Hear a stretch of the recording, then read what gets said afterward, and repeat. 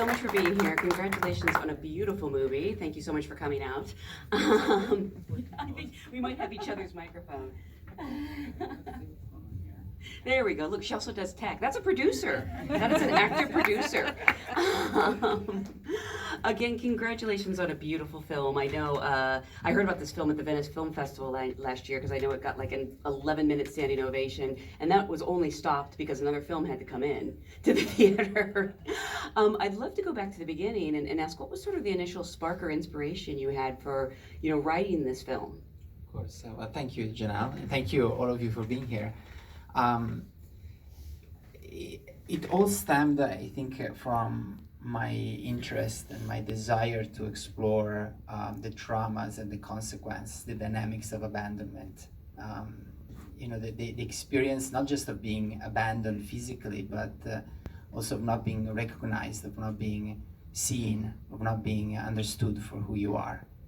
And that's actually a very fascinating, interesting topic for me, because I do believe that it's something that we all experience in one way or another in our lives, that it's something that is so inherently human, and it does shape our relationship with the world at large, but also with our own sense of identity.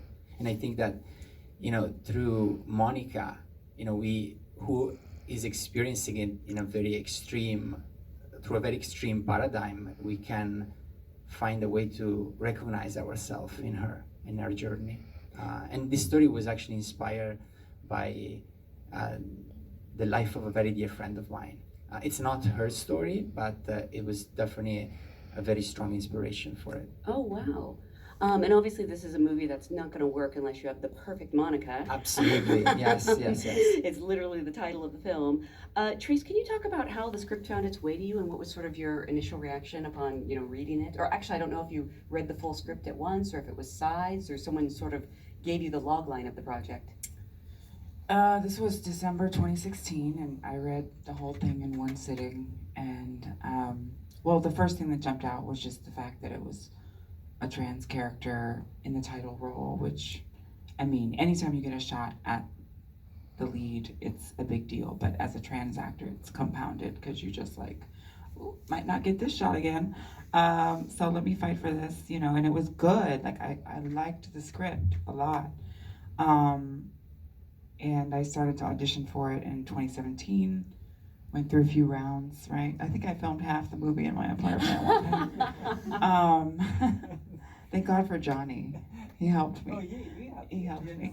And then, when they decided that they wanted me to come on board, they asked for notes, and I gave notes, and we had some more dinners, and then we got Patty, and took a couple years to get funding, and then a pandemic.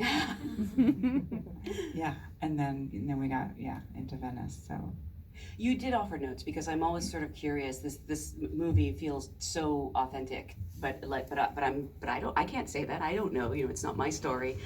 Is that something that you would normally do, or do you wait to be asked, or was this just too important to not give your input?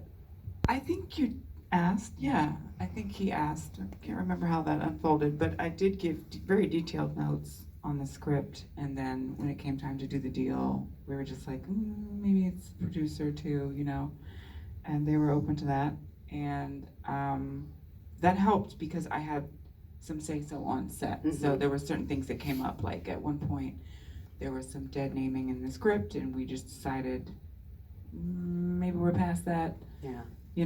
And at one point I think the webcam scene, the sex work scene, was not in the first cut of the film, and it was really important for me to show how this woman made her living. Sex work is very common amongst trans women. Mm-hmm. I used to engage in survival sex work when I was estranged from my family in New York. It's very, very common. And so when you have no other life skills, you kind of get cornered into whatever resources you have, and a lot of times that's just our body. And so it was important to see at least a glimpse of that. And you were, again, open And you're like, well, let me show it to some people. And so he did, and he was like, you're right. They all said put it back in. So Wow, just really? things like that, yeah. So it was shot. It was just a debate about whether or not to put the scene Yeah, back. there was another trick at the top of the movie too, where it was, jacking a guy off who I gave a massage to, and that didn't make it. And so I just, I was just like, well, we need something of her duality, like the hands that provide a roof over her head that provide pleasure to men are also the hands that rub her mother's back at the end of the movie. And to me, that duality is, that is the struggle of a trans woman, is learning how to be so many different things and get by. And Andrea, is it normal for you to have that kind of collaboration with an actor, or was this a special case? Well, I do thrive in collaboration, and actually, I expect it to be like a very collaborative process. It's actually one of the most exciting things for me about the process of filmmaking. And I'm not talking just with actors. I'm talking with all my artistic collaborators, from my director of photography, from my production designer, costume designer, my editor. It's I really enjoy that part of that aspect. That being said, for me, from the beginning, it was much more important to find the collaborator, the artist that I could sculpt this character and bring it to life. That didn't necessarily have to mirror the very first image I had of her.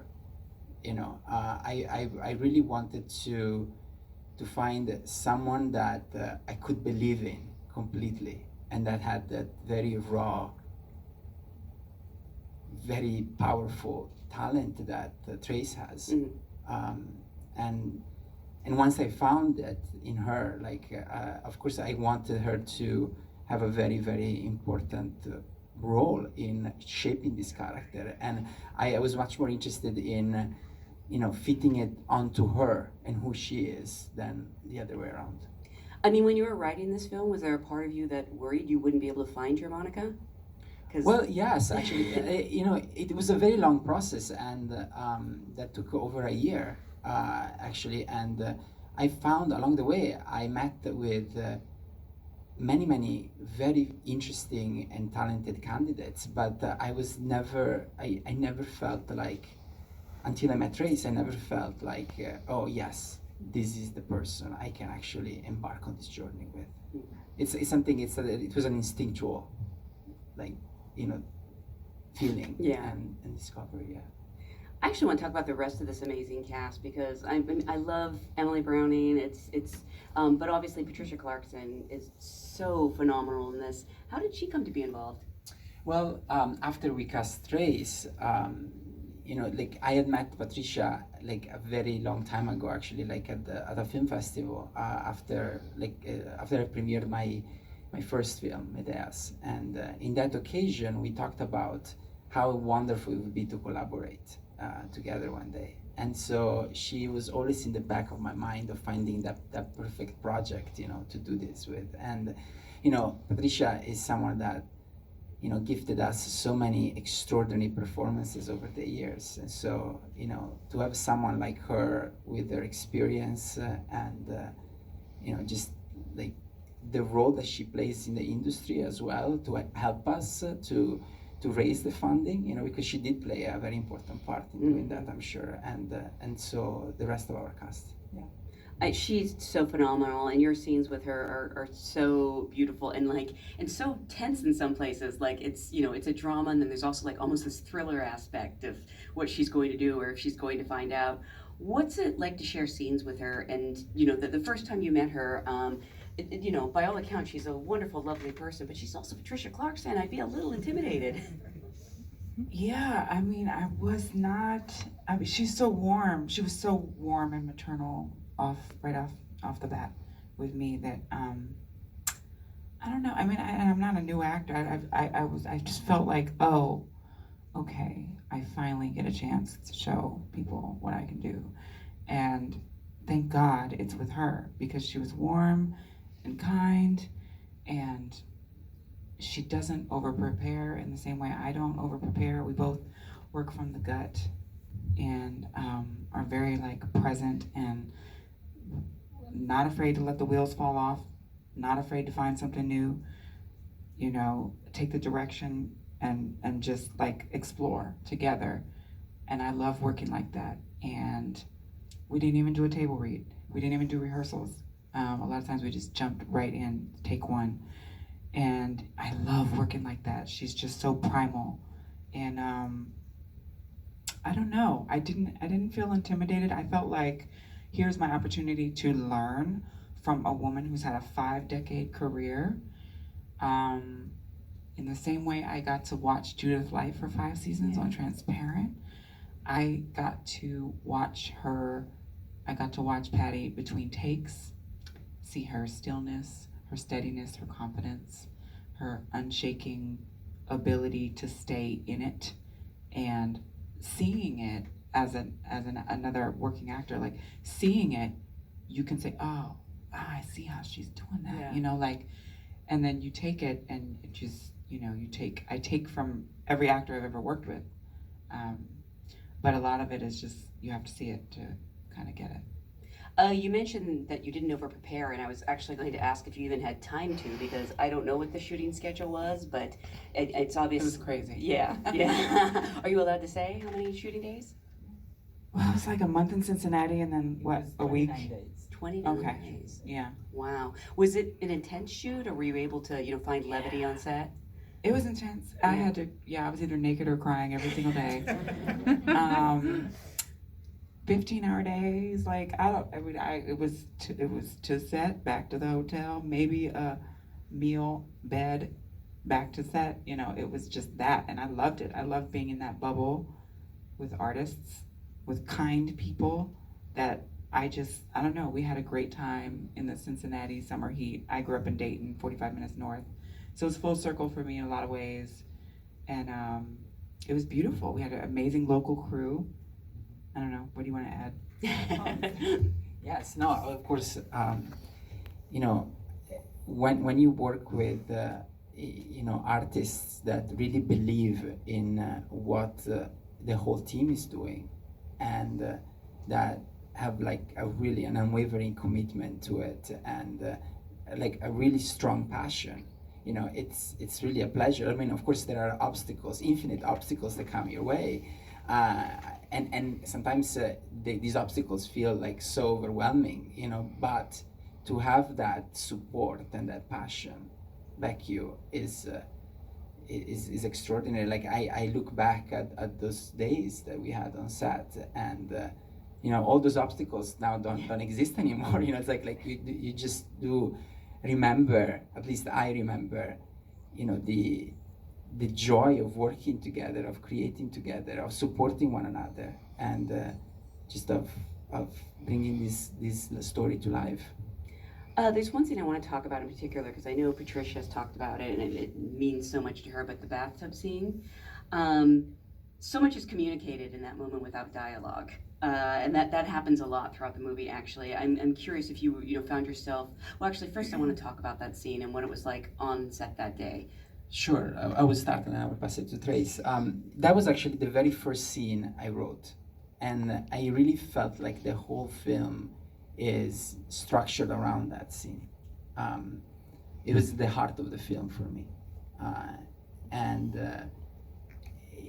you know, it's one of those things where, you know, it really, being on set and seeing what Trace and Patricia brought to the table, you know, it really exceeded my expectation. Not only mine expectation, but the whole crew. You know, it was one of those really beautiful, powerful moments where, you know, we felt that we were experiencing something together that was very, very meaningful.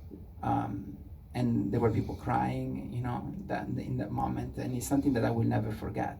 You know, and for me, you know, the opportunity of you know, explore a moment cinematically without the use of dialogue, you know, it's something that like I get very excited by, you know, like both as a spectator first, you know, because that's what I love the most about cinema, you know, the opportunity to penetrate the internal world of a character, to photograph their thoughts, you know, And so then it comes natural to me also as a filmmaker. Mm. Yeah, that bathtub scene was intense. You know, for Monica, I feel like in some ways she still had some guard up, but it's like, okay, but I'm here. I'm doing the thing. I'm bathing you. There's a lot to say, but we didn't say it. And I think it's beautiful, or who knows, maybe it was set off camera, you know. And just, there were several scenes like that where, I don't know, I would look over and see Cello, the hairstylist, crying, or, you know, the AD crying, or it just was really, there were several moments on set where you would see the crew be affected, and that lets you know, okay, we're doing it right. Like, you know, we're on the right course. Yeah, I imagine everyone involved in this was probably very I imagine they weren't there for the money. Let me put it that way. No, yeah, money was not no. Don't know what that is. I don't either. I do love though how so much is told without dialogue, and it makes me wonder if there were things that you actually stripped back. Makes me wonder if, you know, there was a scene, or you considered a scene where, you know, there's a big blow up or a revelation of some sort, and you really found it was the silences that were more powerful. For me, it was always that, the silences. There was never real confrontation or like a recognition expressed through dialogue in the film. No, we never had that. It was never part of the script. Yeah. I like the idea that maybe it happened off camera though. Well, you know, I think you know, there are the different moments in the film where we understand, you know, how, you know, mother and daughter are coming together. You know, but the fact that, you know, it's almost like it's that type of thing that is almost too big to find words for. Yeah. You know. Exactly. And for me, that actually makes a lot of sense, because I find it to be true in my life so many times. I actually want to take some questions from the audience. If you have any, just raise your hand. We can start right here. Hi, thank you both. As a queer person from the South, seeing these queer stories is magical, so thank you to start. Thank you. For both of you, so two-parter, what was your favorite scene after the fact, and what was the hardest scene for each of you? Favorite scene and hardest scene. Do you want to start, or?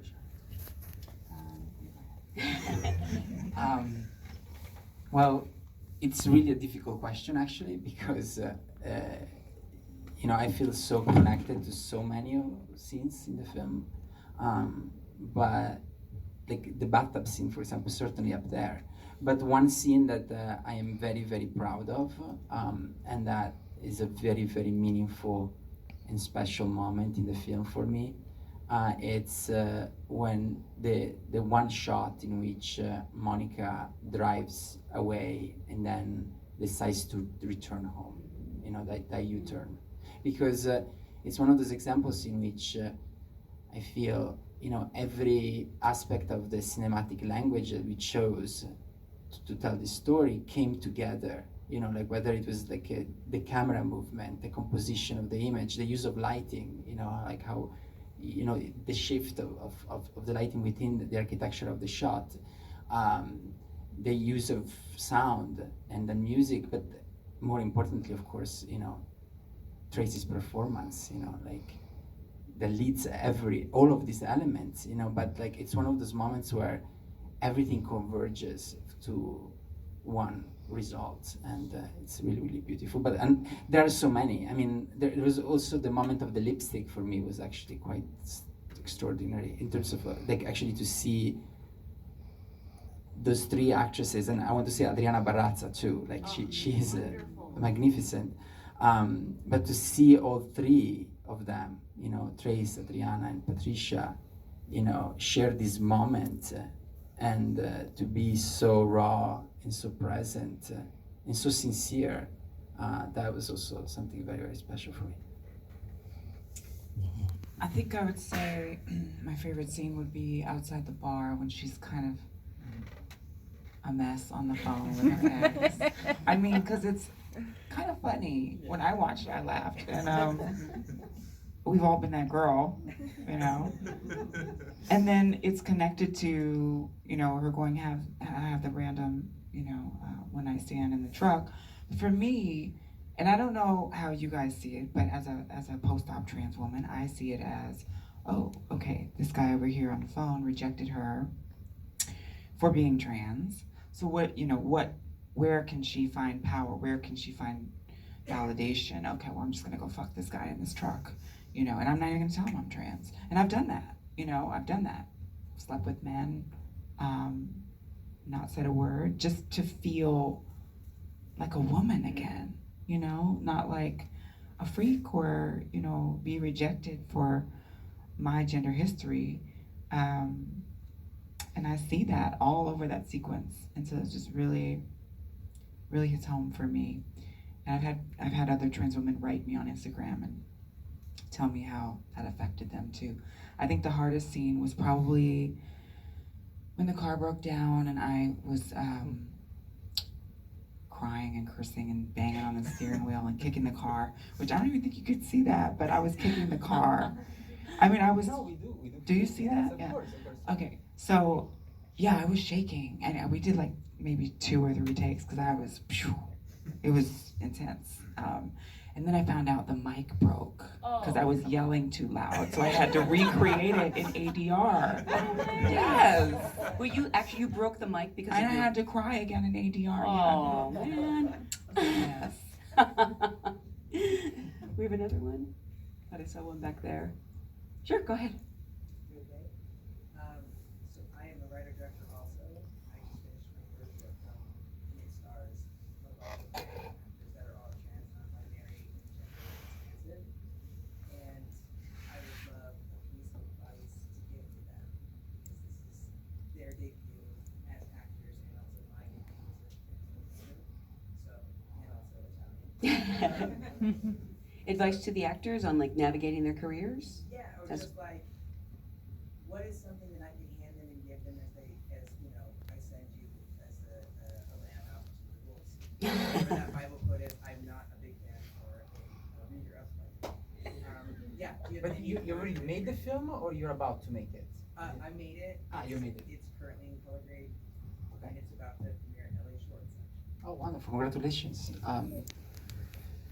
Well, for me, you know, like I think the first thing that comes to mind about giving like advice is like, you know, not to let, you know, the outside world, you know, and the rejections that keep on coming in this business, you know, no matter like where you are or like what you're doing, like really like not to allow that to affect you to the point of stop pursuing your objective, your dream, you know, like because I think that's what makes the difference between actually succeeding in doing it and not. Is talent is very subjective, you know, like it's really a matter of determination and not let those voices, you know, really pollute your soul and your objectives. Yeah, that's where my mind went too. I'm glad you started. I'll say the hardest thing about this film was not any of the, you know, the work. It's been the goalpost moving and moving and moving over and over again. You know, whether it was before production, we were trying to get funding, after trying to, you know, getting into a film festival, going to Venice, getting 11.5-minute standing ovation, having the press not really write about it because Spitgate was happening with Harry Styles and Chris Pine, and then not getting distribution, and then finally getting distribution, and now, you know, do you think Jennifer Lawrence goes to Venice and gets an 11.5-minute standing ovation and wonders if her film's gonna get distribution or if she's gonna find the money for her awards campaign? No. But that's how they do me. And so, if I could tell anything to your trans actors, just show up for yourself, keep showing up for yourself, because this business is not built for us, and we know that, but you have to know that. Keep your head, you know, down and barrel through, because it is not easy. It's frustrating, it's hard, you're gonna wanna give up, you're gonna have to go above and beyond, give 110%, beyond your normal duties, and fight. But if you go in knowing that, I think it can be a little less surprising. How does it feel now? I mean, this movie, I should remind everyone, this movie is in theaters. Please spread the word because it's in several theaters across the country, I believe. Like 50 markets. Wow, that's Yeah. great. Which is really cool. Yeah, I know because my mom lives in Portland and she was excited about it. So if it comes to Portland, you're doing well. How does it feel though to finally see this out in the world? Feels like a hard fought win. I mean, I'm getting the coolest thing about it is I'm getting like long messages on Instagram from trans people all over the country saying that this is like their first time seeing a trans person in a trans role in a title character, you know, that they see parts of themselves on screen. And something about film, it just took us a while to get here. Like TV was doing kind of well with trans representation, but film, it's just been a little bit resistant. So it's a big deal for trans people, and seeing them pour their hearts out is the biggest reward. I also had a guy who was like an adoptee, and he wasn't part of the LGBT community, but like he said he resonated with the universal theme of like mortality and you know, reconnecting with his birth mom late in life. And it was cool to just have him understand, like, you know, get a piece of the film and not be from the community, but it still meant so much to him. And I think the universal themes are really reaching outside of the queer community. Yeah, I would say it's true. Yeah, it's certainly a very universal story that, as I said before at the beginning, you know, we can all relate to. And for me, the most important and meaningful thing that has come out of the distribution of the film has been, you know, seeing how important it has been for so many people, you know, all over. Well, again, it's such a beautiful movie. And please do spread the word, let everyone know. Thank you so much for being here and congratulations. Thank you, Janelle. Thank you, all of you. Thank you. Thank you all for